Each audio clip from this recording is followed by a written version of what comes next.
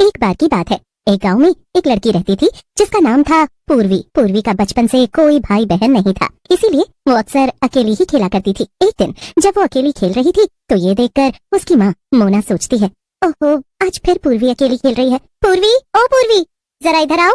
अपनी माँ की आवाज सुनकर पूर्वी उनके पास दौड़ी हुई आती है। हाँ माँ, क्या हुआ? बेटा, तुम जाकर अपने दोस्तों के साथ क्यों नहीं खेलती? यहाँ अकेले बैठकर क्या कर रही हो?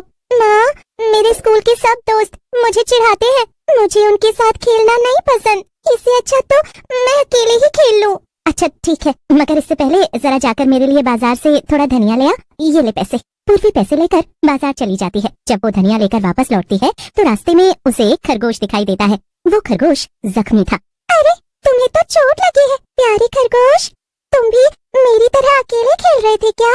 पूर्वी को उस खरगोश पर दया आ जाती है। चलो, मैं तुम्हें अपने घर लेकर चलती हूँ, वहाँ मैं तुम्हारी चोट पर दवाई लगा दूंगी और उससे तुम एकदम ठीक हो जाओगे। और हाँ, मैं तुम्हें कुछ खिलाऊंगी भी। पूर्वी खरगोश को लेकर अपने घर चली जाती है। पूर्वी के साथ एक खरगोश को देखकर उसके मम्मी पापा दोनों चौंक जाते हैं। पापा, देखिए ना, ये जख्मी है, मुझे इसकी देखभाल करनी है, मुझे ये खरगोश बहुत प्यारा लगा। पर बेटा, इसका ध्यान रखना आसान नहीं है, तुम इसे जहाँ से लाई हो वहीं वापस छोड़ आओ। क्या? अब प्लीज पापा, ऐसा मत कहिए, मुझे इसे रख लेने दीजिए ना। देखिए ना, ये कितना प्यारा है और मैं इसका ध्यान खूब अच्छे से रखूंगी। हाँ, पूर्वी इतना कह रही है तो उसे ये खरगोश रखने दीजिए ना, उसका कोई दोस्त भी तो नहीं है, खरगोश के आने से वो भी थोड़ा खुश रहेगी। मोना और पूर्वी की ये बातें सुनकर पूर्वी के पिता मनोज भी खरगोश रखने के लिए मान जाते हैं। अब तो पूर्वी दिन भर अपने खरगोश के साथ ही खेलती रहती थी। जैसे ही वो स्कूल से लौटती, वो अपने प्यारे खरगोश को लेकर बैठ जाती थी। पूर्वी दिन भर अपने खरगोश से बातें करती थी क्योंकि उसका कोई भी और दोस्त नहीं था। इसी तरह से एक दिन पूर्वी गांव के मैदान में अपने खरगोश को लेकर बैठी हुई थी और उससे बातें कर रही थी। लेकिन तभी उसके स्कूल के कुछ दोस्त वहां आ जाते हैं और वो पूर्वी को परेशान करने लगते हैं। अरे ओ पूर्वी, आज तो फिर से अपने इस जानवर के साथ खेल रही है, तेरे पास तो कोई दोस्त ही नहीं है। नहीं नहीं रीता, देखो, मेरा दोस्त है ना, ये मेरा प्यारा खरगोश, मैंने इसका नाम भी रखा है मिट्ठू। अरे, वो दोस्त नहीं, वो एक जानवर है, जानवर। अगर मैं तुम्हारे इस छोटे से दोस्त को भी पूर्वी से दूर कर दूं, तब तो इसके पास कोई भी दोस्त नहीं बचेगा। क्यों दोस्तों? और फिर ये अकेली बैठेगी। ये सुनकर पूर्वी को बहुत अजीब लगता है और वो गुस्से में मिंटू से कहती है, भला ये तुम कैसी बातें कर रहे हो मिंटू? तुम मेरे खरगोश को मुझसे दूर क्यों करोगे? और अगर तुमने ऐसा कुछ किया तो मैं तुम्हारी शिकायत स्कूल की मैडम से कर दूंगी, फिर वही तुम्हें अच्छा सबक सिखाएंगी। पूर्वी की धमकी सुनकर मिंटू को गुस्सा आ जाता है और वो कहता है, अब तो मैं तुम्हारे इस खरगोश को जरूर तुमसे दूर कर दूंगा, तुम बस देखती जाओ और फिर मैं देखूंगा कि तुम किसी से शिकायत कैसे करती हो, क्योंकि शायद तुम जानती नहीं कि मैं इस गांव के सरपंच का बेटा हूँ। कोई भी मैडम या कोई और मेरा कुछ भी नहीं बिगाड़ सकता है। अब बस तुम देखती जाओ। मिंटू की बात सुनकर पूर्वी डर जाती है, लेकिन फिर भी वो अपने डर को छुपाते हुए गुस्से से उससे कहती है, मैं जानती हूँ तुम कुछ नहीं कर सकते क्योंकि तुम एक नंबर के डरपोक हो। उस रात डर के मारे पूर्वी अपने खरगोश को अपने पास ही लिटाकर सोती है। अगले दिन सुबह सुबह पूर्वी तैयार होकर स्कूल चली जाती है, लेकिन आज वो देखती है कि स्कूल में मिंटू आया ही नहीं था। ये देखकर वो बहुत डर जाती है। वो जल्दी से स्कूल के खत्म होने का इंतजार करती है और छुट्टी होते ही वो जल्दी से घर पहुंचती है। माँ, माँ, मेरा खरगोश कहाँ है? मुझे कहीं देख क्यों नहीं रहा? मिट्टू, मिट्टू, कहाँ? अरे पूर्वी, मुझे लगा तुम मिट्टू को अपने साथ ले गई हो, क्योंकि मुझे तो वो सुबह से कहीं नहीं दिखा। अपनी माँ की बात सुनकर पूर्वी की आंखों में आंसू आ जाते हैं और अब उसे पूरा यकीन हो गया था कि इसमें मिंटू का ही हाथ है। लेकिन जब वो उसे कहीं नहीं मिलता तब वो सीधा मिंटू के घर पहुंचती है। मिंटू का घर बहुत ही बड़ा था क्योंकि वो सरपंच का बेटा था। पूर्वी जैसे ही अंदर जाने लगती है, वो देखती है कि मिंटू अपने घर के बगीचे में अपने दोस्तों के साथ खड़ा था और उसके हाथ में पूर्वी का खरगोश था। मिंटू, मेरे खरगोश को छोड़ दो वरना अच्छा नहीं होगा।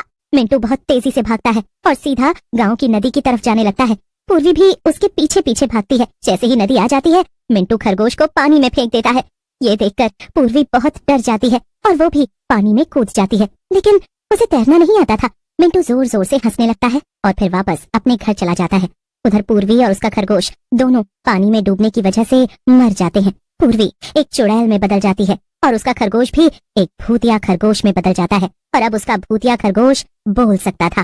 उस मिंटू ने हमारे साथ अच्छा नहीं किया पूर्वी, हमें उससे बदला लेना चाहिए।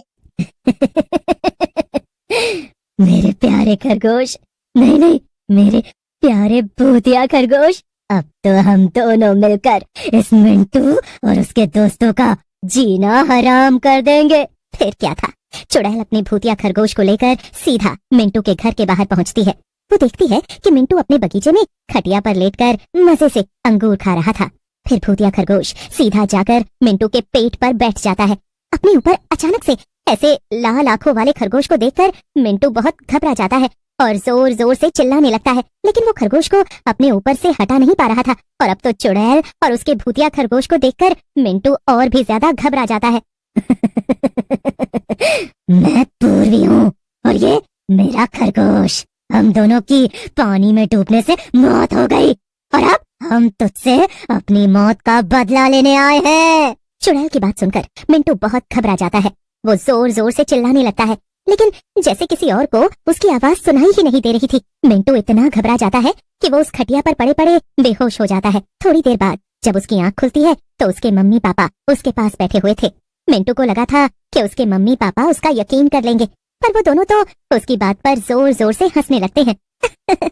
तुम अपने कमरे में आराम करो, हम दोनों बाहर जा रहे हैं क्योंकि हमें आज एक शादी में जाना है, इसलिए हम दोनों देर रात तक लौटेंगे। तुम खाना खाकर सो जाना, ठीक है? अपने मम्मी पापा की ये बात सुनकर मिंटू घबरा जाता है और वो सोच में पड़ जाता है। हाँ, और तुम्हारा सुबह जल्दी स्कूल भी तो है, हम दोनों जा रहे हैं, तुम यहीं पर रुको।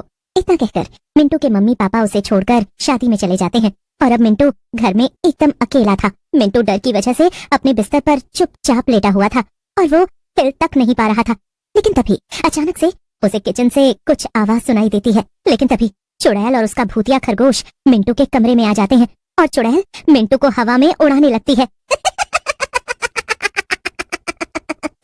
मेरे प्यारे खरगोश, तुम्हें मजा तो आ रहा है ना ये सब देखकर? चुड़ैल मिंटू को पंखे पर उल्टा लटका देती है। छोड़ दो मुझे, छोड़ दो, जाने दो, मैं दोबारा किसी के साथ गलत नहीं करूंगा। ये सुनकर चुड़ैल उसे जमीन पर गिरा देती है। मैं तुझे छोड़ रही हूँ सिर्फ इसलिए क्योंकि मैं तेरी तरह बुरी नहीं हूँ मिंटू। मैं तो बस अपने खरगोश के साथ अकेली खुश रहती थी, तूने आकर सब बर्बाद कर दिया। मैं अपने खरगोश के साथ जा रही हूँ, मगर कभी भी तूने किसी को परेशान किया तो मैं तुझे छोड़ूंगी नहीं। इतना कहकर चुड़ैल अपने भूतिया खरगोश के साथ गायब हो जाती है और मिंटू कभी दोबारा किसी को परेशान करने का सोचता।